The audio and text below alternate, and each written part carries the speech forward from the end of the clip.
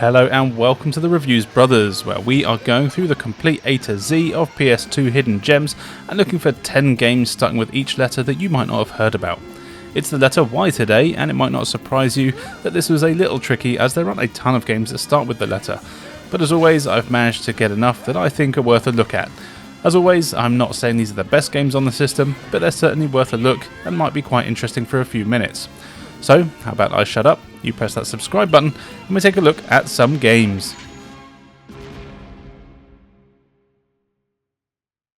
Let's start with what is no doubt probably the most famous game here, but one that I didn't realise started on the PS2. It's Yakuza from Sega. You play as Kazuma, a hard-as-nails bloke who is part of a Yakuza family. You take the fall for the murder of one of the bosses in order to save your friend from being arrested and hated by the other people. You go to jail and come out 10 years later only to find that quite a lot has changed. Something that hasn't changed though is that you're still a double hard bastard and you go around the streets of Tokyo where you'll make friends and enemies as you rise the ranks to become the head of your own Yakuza family. It's a cool story and actually told really well with interesting characters. Not long into the game it becomes an open world affair, though the world isn't particularly big. It's a pretty small area of a city pretty much, and you have to run between the various places in the city where you'll get more information about the other families, and people have been hassling you and your friends, and women that might like you, some that might not, and things like that. You'll need to speak to people to find information and track down the various gits that you want to punch, and then go and do said punching. And the combat is the main thing here, and it's essentially a 3D brawler, and the brawling is good. You've got a good few attacks and combos you can do by hammering the buttons, and you can pretty much grab anything that you find laying around and use it as a weapon. You can smack people in the face with golf clubs, sticks, bins, bicycles and more, but they don't last too long, so you need to make each attack count. Fighting builds up your special bar and you'll unlock a bunch of special attacks and combos for you to do massive damage. What I really like though are the environmental attacks. If you grab a stunned enemy and happen to be near something like a wall, desk or bench or something like that, you get a prompt to press triangle. Do this and you'll smash their face into it, doing massive damage. And it's great to see all these moves and they never get old. Enemies can break out of your grip though, so don't take too long. You'll often be fighting multiple enemies at once and the fights can get tricky. To heal you'll need to eat food and things like that, which can be bought from the various shops around town and stored in your inventory. You'll also level up, which lets you increase your health and attack, etc. Sometimes you'll even have people helping you out in fights, and the computer actually does a pretty good job of helping you and doesn't get in your way. And thankfully you can't hurt each other, as at times it is hard to see who is who, and there's multiple enemies all wearing the similar suits. Graphically the game does look good. It's not outstanding, but definitely a decent looking game for the system. The city looks excellent and the cutscenes are well done, with loads of voice acting that isn't your usual awful voice acting from Sega, though the writing is questionable at times. Overall though, it's a really fun game that's packed with action and a good story. There's loads of nods to other Sega games and even an arcade where you can find classic old ones. I couldn't figure out how to play any of them though that might just mean the later games. But still, this is well worth playing.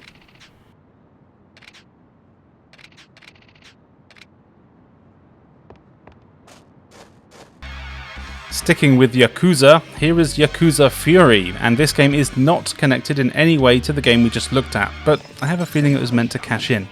It's from 505 Games, a budget company that actually has a lot of games featured in this series. I might even get their own video at some point.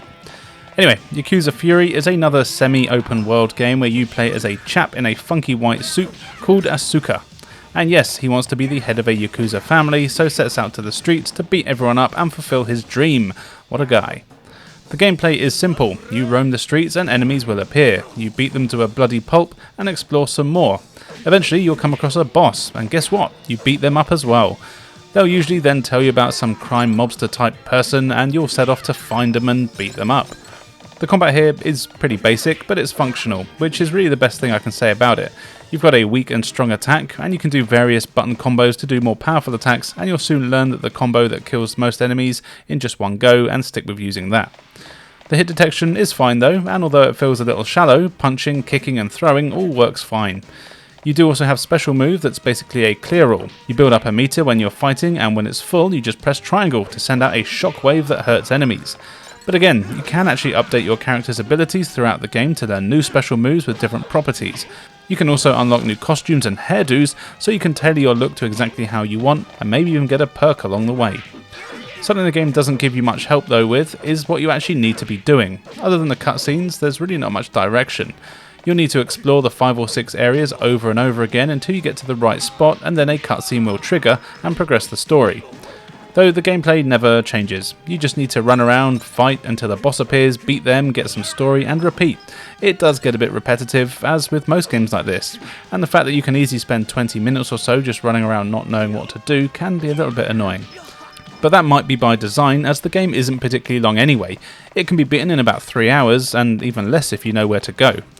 It doesn't look too bad, all things considered. It is a budget game after all, but the character models and animations aren't bad at all, it's just a little basic. And the enemies seem to share the same animations, so knocking people down at the same time can be funny to see them all getting up in exactly the same way like a weird dance routine. But yeah, it's a budget game, so it's all kind of fine to be honest, and it will kill a few hours of your time. It's not going to blow you away, but you'll probably have fun with it.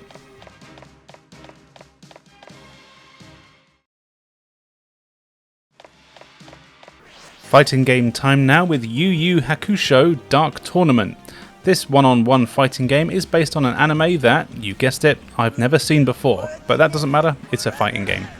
There is a story where the main guy, Yasuke, is a demon protector, but that doesn't mean he's a bloke that protects demons, no, he's a bloke that protects Earth from demons. The sneaky bastards are always trying to get into our world, so you, along with some other odd characters, are here to stop them. Of course, there's evil bastards also that want nothing more than the demons to get into our realm, so you want to punch them as well. It's a fighting game, so you already know what to expect for the most part. You choose your character, then take part in a series of fights. If you choose the story mode, you're given an extensive training on literally every command and move, from strafing to jumping, and this is actually kind of welcome as the controls are a little convoluted, sometimes too much for their own good. To jump, you have to press up and X. To crouch, you have to press down and X. This isn't really needed, but you get used to it. Most other buttons do attacks. You've got regular moves and special attacks and a block button. And yes, you do have your range of characters, each with their own movesets and specials. What's kind of handy is that most characters do play very similar to another, at least in terms of how you pull off their moves. Most specials are done the same way, but the actual moves can vary wildly, from laser beams from your hands to grapples or crazy over-the-top combos. It does take a while to get used to these controls, but once you do, the gameplay is pretty fun. If you don't want to do the story mode, there are a few other arcade and versus modes to play through, where you just choose from the decent roster of characters and fight through a tournament. But it's not easy though. The computer opponents won't go easy on you, and will kick the crap out of you even in the first few fights. This is a game I recommend dropping the difficulty of while you get used to it. The game looks decent enough with a nice cel-shaded graphic style, which is always good for me, and the animation is decent enough. And what I quite like is that the arenas are often quite destructible, which look pretty cool as well.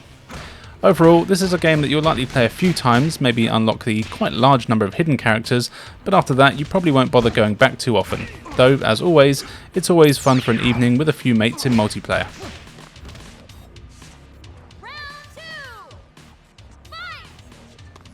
And if you like your anime, then you might like Yu-Gi-Oh! The Duelists of the Roses, which is a game in contention for the stupidest name ever.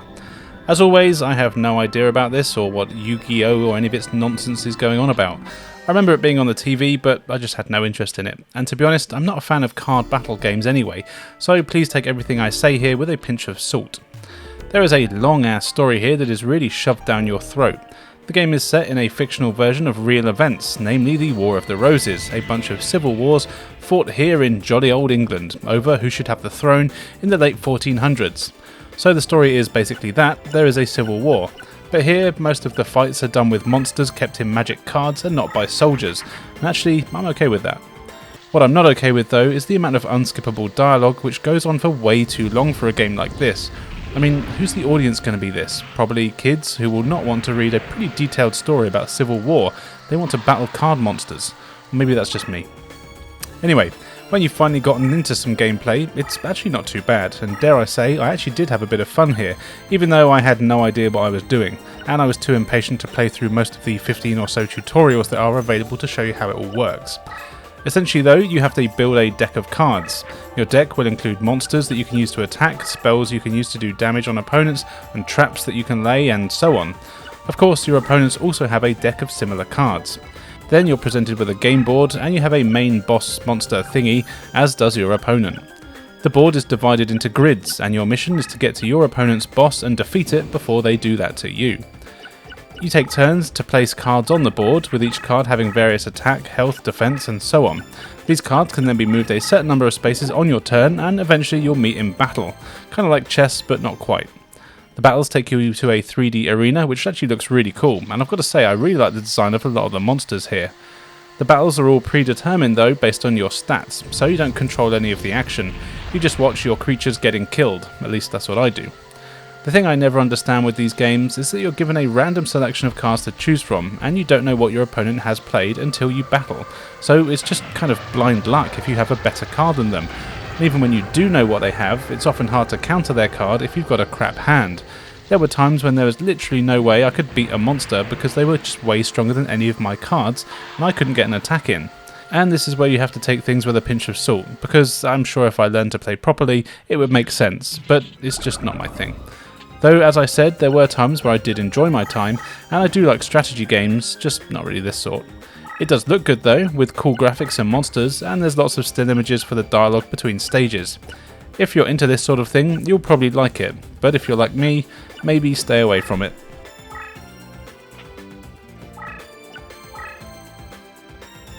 Here is Yanya Cabbalista City Skater. This is a crazy skateboarding game with an odd story. Alien ghosts have appeared in your city and are up to no good, but it turns out they sort of explode if they get too excited. You and your skater buddy soon realise that what gets them more excited than anything, even boobs, are skateboarding tricks. That's handy, as you can then go around skating in the city where you need to find where the ghosts are and impress them with your skateboarding tricks so they explode and stop causing trouble. But of course you've got to do it all within a time limit. And I will warn you now, don't expect Tony Hawk here. Now if you are playing the game proper and have bought it complete, it actually comes with a little skateboard attachment that you can place over the buttons of your controller, letting you play your PS2 kind of like those fingerboard things that cool people that get all the girls have. This is clearly how the game was meant to be played and would probably be pretty fun to try. But if you're a scumbag like me, you don't have that, and you just have to play normally. Thankfully, if you go to the options screen, they have a mode that uses normal controls. Once you've done the pretty extensive training, you can then head to the various city missions where you need to start getting rid of the bloody ghost bastards. You've got a few characters to choose from, each with the stat differences that you'd expect in terms of speed, tricks, spins, etc. And there's a few characters and more levels to unlock as you play. The levels are fairly large and littered with ramps to jump from, rails to grind, and various other things to jump off and do tricks from. As you explore, you find coins for points and extra time, but more importantly, you'll find the alien ghost thingies. They always have a little border thing spinning around them, and what you need to do is pull off a big trick as big as possible and land it within their radius. Doing this will essentially damage them, and when you've done enough tricks, it'll disappear. Each level is split into a few areas, and you need to get rid of the aliens in each area to unlock the next section. But as you can imagine, they aren't always easy to find, or even get to. You'll need to explore a lot and do a ton of grinding, jumping up on ledges, and so on to reach a lot of the aliens. Also, as you play, they get harder to impress, needing much larger combos. Also, there are different coloured aliens, and each colour represents a different fetish. Red ones like spin tricks, white ones like any trick, green ones like grab tricks, blue like rail tricks, and so on. So you really have to tailor your combos to what the ghosts like. Get rid of all the little ghosts and a big one will appear. These have a much larger life bar, and unlike the regular aliens, they aren't stationary, so landing in their area can be tricky. Also, they've got attacks that will take away time if they hit you, lose all your time, and it's back to the start you go. The game does look great though, with an excellent cel-shaded style. But the controls here are really what will drive people away. They are quite sluggish and unresponsive. Often doing tricks doesn't seem to work, and you really do need to learn when to time your button commands. It's not at all like Tony Hawk, which isn't always a bad thing, it just takes a lot of time to get used to this and can be very frustrating when you start. Also, you don't just move forward smoothly, you do a strange push thing with your foot, which I guess makes sense as you're on a skateboard, but it just doesn't really feel natural. Having said that though, I actually really like the concept of this game, having to do tricks and impressing alien ghosts. If only they'd made a sequel that just had controls like Tony Hawk, I think people would have loved it. But you can try it if you think it looks good, just be prepared to get used to some pretty tough control.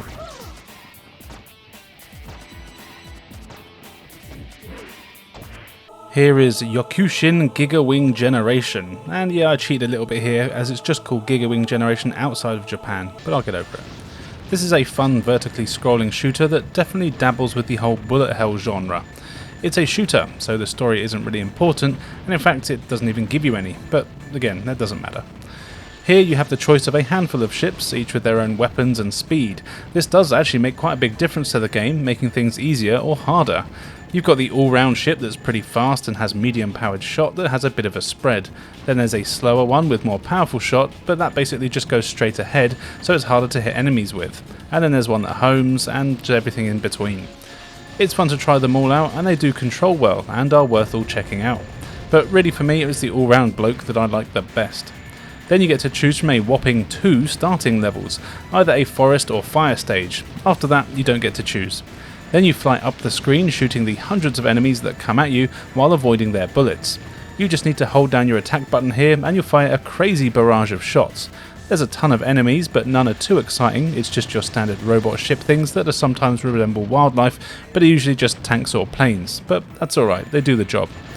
Interestingly, every time you shoot an enemy, even if they don't die, they drop gold nuggets for you to collect. This means the screen gets pretty busy pretty fast. Collecting these gives you points, but defeating enemies also makes them drop power-ups to make your weapons more powerful, and your weapons will end up taking over about half the screen. You also get a bomb attack that does massive damage, taking out small enemies immediately, and is very good against bosses. These are limited though of course, but you can get extras by killing enemies. The bad guys will also shoot a ton of bullets at you, and needless to say, this is where the challenge comes in. There's often a crazy amount on screen at once, coupled with the gold things that they drop as well as your bullets. The biggest challenge here is trying to see what the hell is going on and figure out what will kill you and what you can collect. There's definitely times where I died and I had no idea why. But actually that doesn't really matter, because you do get an unlimited amount of continues, so beating the game is actually never a problem, unless you want to challenge yourself and only use a limited number of lives and continues of course. Graphics wise, it's what you expect from a shooter, so it's decent and it all runs super smooth, which is probably the most important thing. And it also plays really well. Since doing these videos, I've played way more shooters than I probably ever did before, and I really enjoy them more now than ever, and this one is just very fun to play. Well worth checking out, I'd say.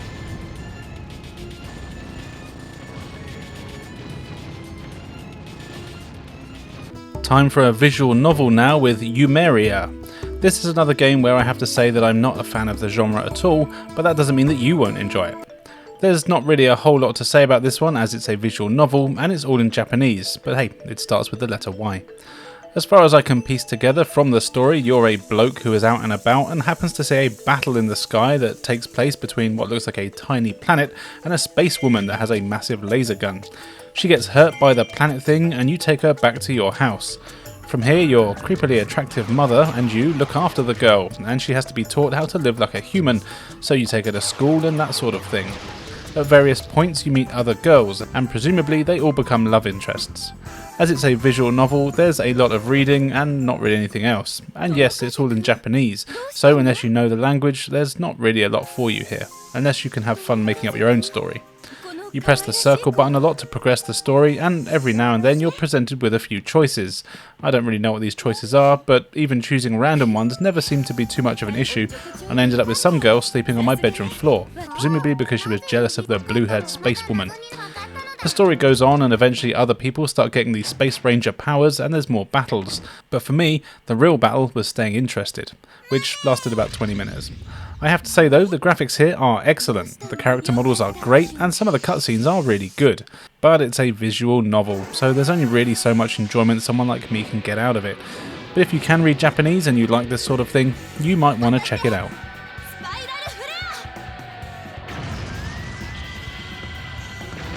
Here's a wacky one I'd never heard of. It's called, and apologies for anyone that speaks Japanese, Yoake No Mariko. This is a very unique rhythm game where instead of pressing buttons along to music, you take the role of various actors starring in a variety of films, and your button presses have to be done in time to make sure you hit your cue and also act well. And interestingly, if you have a microphone, you can actually use that to play the game instead of pressing buttons. It's a very unique concept and I really like it. There's a bunch of wacky actors to choose from, though you only get to select one of two per film. Depending on who you choose, you play out their role in the movie. This gives the game some nice replay value as you'll see things slightly differently with the other character. There's a few genres of movie that you'll be starring in, and you don't get to choose, you just play through them all. There's western, horror, comedy, sci-fi and so on, and essentially all you need to do is watch the scene that you're in, and then you have a bar that appears. It always ends with the pressing of square or X, but you might sometimes get other buttons in the bar, like up, up, down or something like that. Then as long as you press all of these directions before the bar gets to the square or X button, you're good to go. It also doesn't really matter what order you press the buttons in, as long as you end with the X or square button. By timing it right, you'll hit all your cues and act really well, meaning the scenes look great. If you're crap, you'll ruin the movie and be kicked off of it. It starts off quite easy, but does get pretty tricky after a few films. Especially as you'll be wanting to watch the action as much as paying attention to the commands, as the movies themselves are really well done. They are funny, and even though they're all in Japanese, it's easy to tell what's going on.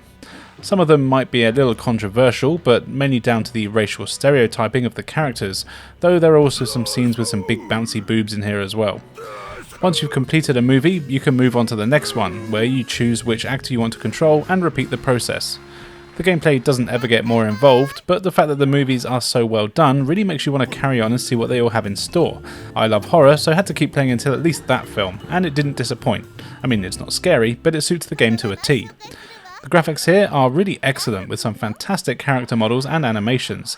These actually do change depending on how you perform, so if you mess up you won't do certain actions, like instead of jumping on a horse you'll just go and stand next to it, but in the next scene you'll be on the horse, whereas if you do hit all your cues then you'll see yourself running and jumping onto the horse like an action hero. It's pretty cool. It's a shame that there isn't an English version, but I can kind of see why with some of the material here, but still, I had a blast playing through this and seeing what all the movies were. I do want to go back to it as there's other characters I haven't played as yet, and I also found out that there's a sequel, so I have to give that a go. And you should too.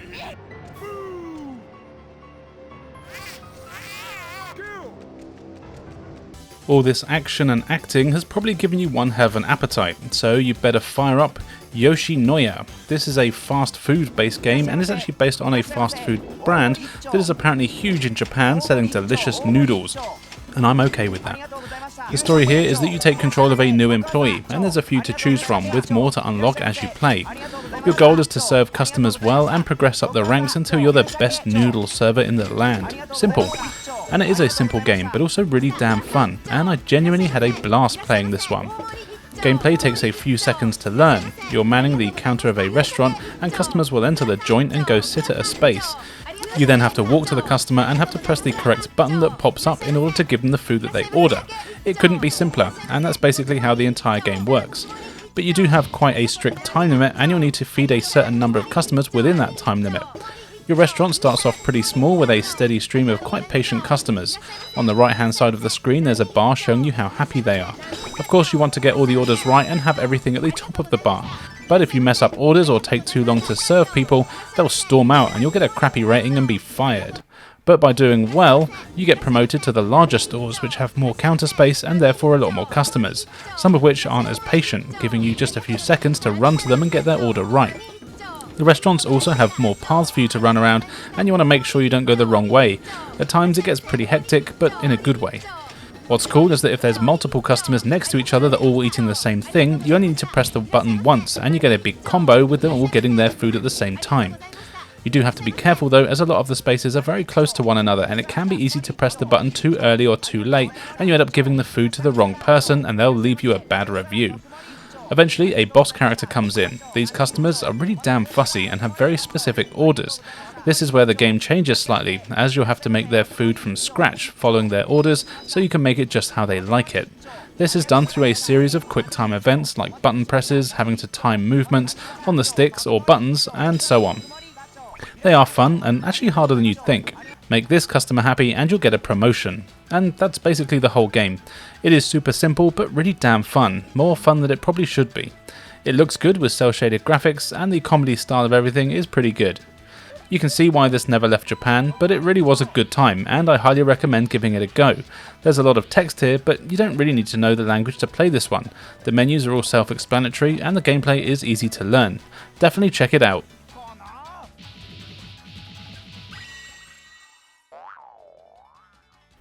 And finally for the letter Y, here is Yoshitsune-Ki, another Japan-only game that's filled with all sorts of 3D hacking and slashing. Now, I'm not entirely sure what the story is here as it's all in Japanese, but it does have your standard feudal sort of style with various characters and monsters. So I'm guessing you're a double-R samurai person, monsters are attacking the land and you go out to stop them. And really, what more do you need to know? It's a 3D action hack and slash game and you play as a girl who is good with a sword. You need to explore some maze-like environments and defeat any enemies that you meet to move on. The enemies are pretty cool here, being a variety of evil soldier types with swords, spears and so on. As well as that, there's demon enemies that look very Japanese folklore. Strange creatures that look like children, birdmen, flying blob things and all sorts. I like the variety, though I do wish there was a bit more. But the important thing is that you kill everything you see.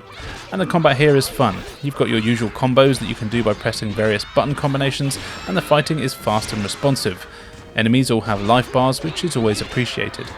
In the bottom right of the screen you've got a map. This will let you know where you need to go, and it pays to explore the whole map if you can, as you level up during gameplay, so you'll want to find and fight as many enemies as you can, and they may well drop money and items that you'll need.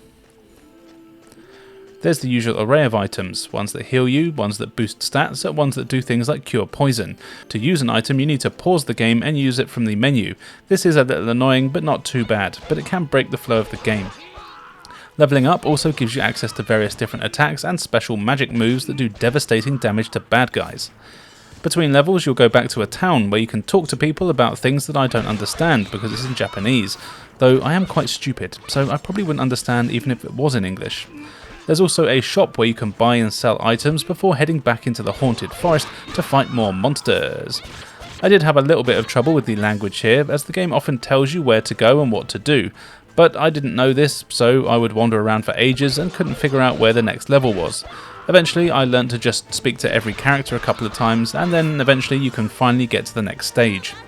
As you play you also meet other characters who will join you on your journey. These are always pretty helpful, doing well in the fights and also levelling up themselves, though you do have to be careful as you're in charge of healing them and making sure they don't die. You can even give them basic commands and ask them to come help you, or go fight other enemies and things like that, and it works much better than I expected. And actually, although it's pretty simple, it is a fun game with a good combat and a few things to learn. The language barrier isn't really a problem. It looks good enough too. The graphics are very PS2, and by now you must know what I mean by that, but it's good enough and I have no real complaints. It's a fun game that's easy to pick up and play, and other than getting lost a few times, it is easy to play even if you don't know the language. Another one that's worth a few minutes of your time if you like hacking and slashing. So there you go. 10 games for the PlayStation 2 starting with the letter Y that you might not have tried. Which one is your favourite, and are there any others I could have included? As always, let me know in the comments below. On screen now you can see where you can follow me, so why not do so? I've got loads of great content for everyone to enjoy. And now, all that's left for me to say is thank you for joining us, and we'll see you next time.